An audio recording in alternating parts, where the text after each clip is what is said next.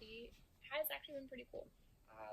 Having it be longitudinal is really, really awesome because it's following women over 20 years, and it's these same women. So they're looking at a specific amount of women, and it's a lot of women. It's a solid number of women, I believe.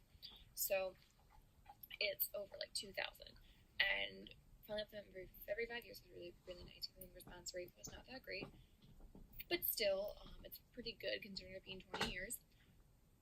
There's things that we really have to think about in the study and kind of think if what they said at the end of it is that LNGIUS tends to help.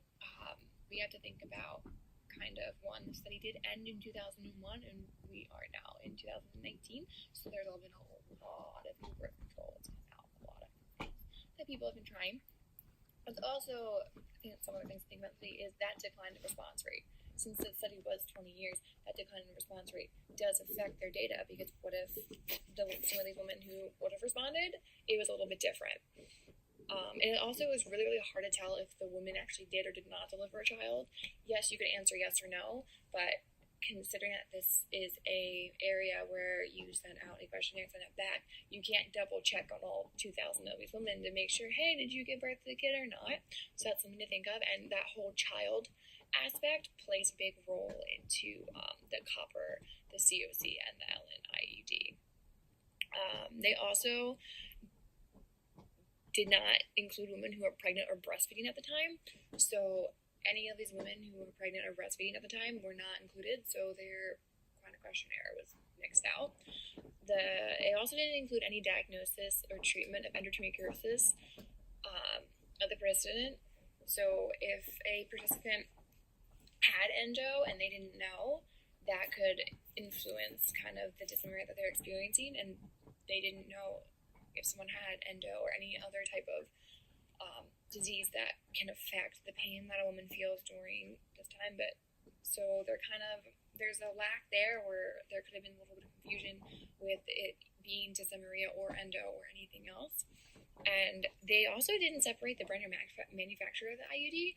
So when looking at the we really can't with the copper because it's only Paragard. But when looking at the LNGIUS, there are different brands that they have, and they didn't separate it. So one brand could have worked better than another brand, and therefore they don't really know. So it's kind of just a jumbled thing of the brands of the hormonal IUDs that their people are using, and they kind of can't separate it, and they can't tell, okay, is this brand better? Did one brand sway it one way than the other brand? So they're really not focusing on that different brands put different hormones and they put different ratios of hormones in, which could really affect how someone's side effects are. So those are just some things that you kind of have to think about when looking at the study, that those are the limitations that we're looking at. We're also looking at the fact that the area that it was given in was also a high kind of immigrant rate. So some of these people who are coming in, they don't really understand what language is being used. There could be a language barrier issue. There could have been some other things that kind of came in, just human error, where, like I said before, when you're looking at a questionnaire, you could have just willy-nilly filled it out and given false answers.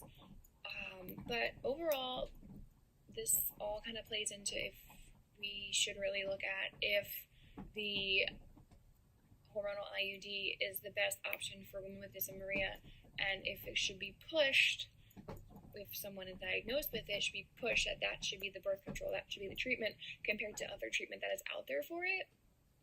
And it's just something to think about when we look at the study, are these limitations going to influence what we think, and should there be a study that kind of goes into it more? Should there be a study that separates each brand and they see what's the best, and they do this brand and that brand and this brand and that brand, and they compare and contrast, and you're looking at hundreds of different kinds of types of birth control, on top of all the other things that are listed to treat dysmenorrhea between medical marijuana and stuff like that, where you'd have to separate each study and look at each group and each response and compare and contrast those, where that's something that's going to take years to do.